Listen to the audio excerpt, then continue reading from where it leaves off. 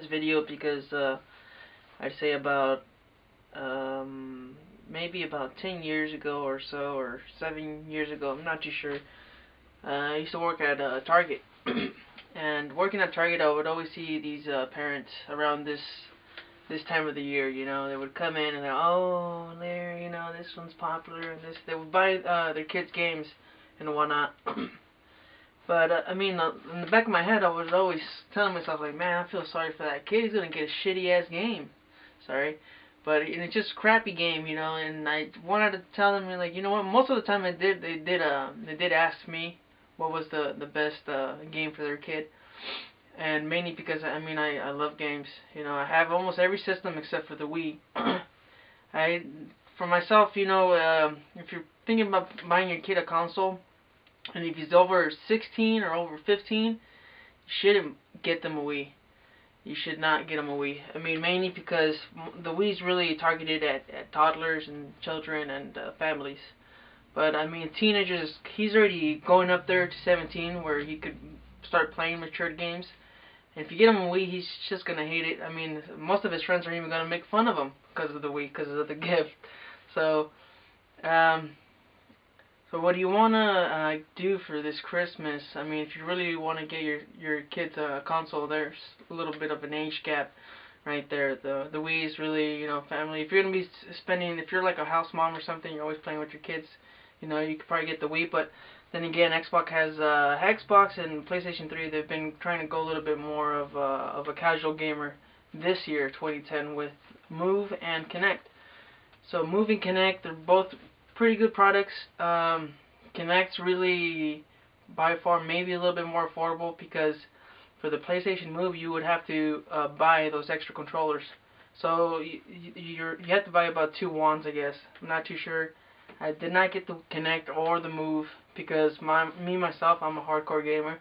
I like shooters, and those type of games don't interest me. I mean, like, Xbox is really for hardcore gamers, and PlayStation 3 is a little bit there, a little bit both, because they have arcade game titles. So that's one of the pluses of getting a PS3, is the arcade titles are a lot more cheaper. They're a lot more affordable, and they really have some real good stuff there. But another plus to PlayStation is they have Blu-ray. They have some good games, some good exclusive titles, but most of them are already going to the Xbox 360. So, like, the only real reason you would probably want to get a PS3 is a little, if you're really like into movies, like Blu-ray and stuff like that. And I am. That's the only reason why I still haven't sold my PlayStation 3s, because I have a lot of Blu-ray movies. If it wasn't for those movies, I would have gotten rid of my PS3 because I never play it. I mean, I'm always on the Xbox. But the Xbox, they have a couple costs, you know, the yearly fee for their Xbox Live. It's really good. It's good service and everything. But yeah, that's the only drawback, is it's costing you about $60 a year. But I mean, if you do the math, it's not that much. You know, it's only a few dollars every month. But so I guess what I'm trying to say is that it all depends on, if you know your kid, then you kind of know what he would want. I mean, the most popular games are right now, they're both on both consoles. They're on the PS3. You know what? They're actually on all three. They have it Wii, they have it for the PS3, and they have it for the Xbox. And that's a Black Ops. A Black Ops game that's out right now. That's the most popular game out there. And that's probably the game you want to get for a teenager or a little bit older than a teenager. Halo Reach is popular, but I mean, most of your kids' friends will be playing Black Ops. So I mean, if these kids really want a game, it's gonna be Black Ops, because most likely every friend of his is already gonna have Black Ops. So just keep that in mind. You know, if you want to buy your kids a game, like, then again, it's also 17 and older. So if he's 16, 15, he's around that age. The gore isn't bad at all. I mean, they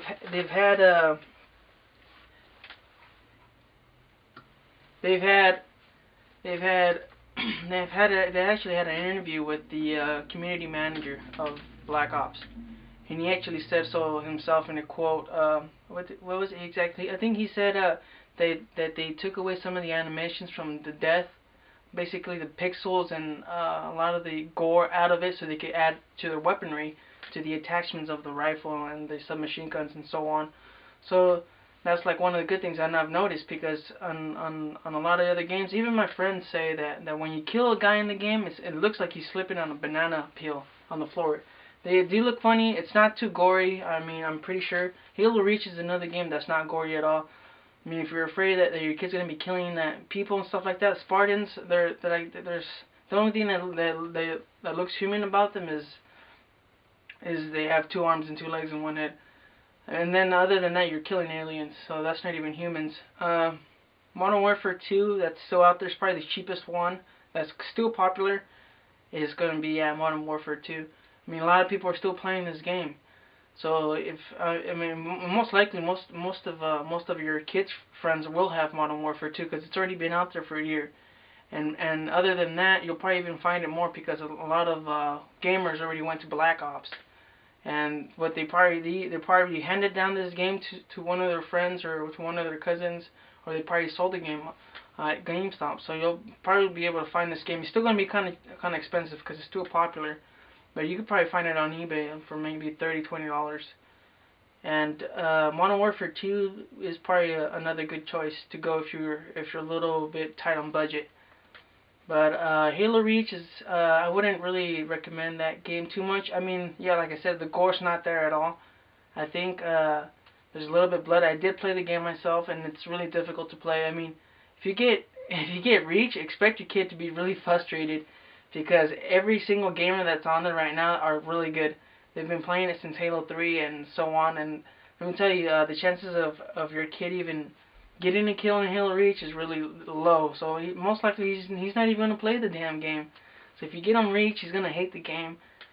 And I'm not trying to talk down the Halo Reach gamers, but you know, this is the truth. It's really hard to get kills, and then you have long respawns on Halo Reach. So like the top 2 choices for an Xbox or for even PS3, it's gonna be Modern Warfare 2 or Black Ops. I mean, I hate Modern Warfare 2. Because like everybody says, it's too easy to kill anybody. I mean, Black Ops is a little bit more difficult, but it's a lot more popular right now. But Modern Warfare 2 is still a most played game out there. If you look at the list that Major Nelson has, he has a list on there, and the top 3 are Black Ops, Modern Warfare 2, and Halo Reach. So those are the 2 games that you would probably want to get. Someone a little bit younger. I mean, the Kinect. Yeah, I mean, like a lot of people did not do a lot of research on the Kinect. Me, myself, I looked into the Kinect sensor, and it was something that I wasn't interested in at all. I mean, the Kinect is basically, a lot of people don't know this, but you need a lot of room to play the Kinect. The Move, it's a little bit more giving, a little bit more easier to use, because you have these lights on the on the controller, on the sticks, and that's what helps keep the track. The Kinect works a different way. They use the surroundings, and they have the sensor just looks at everything else and kind of takes it into depth. So you need a lot of room to be playing on the Kinect. So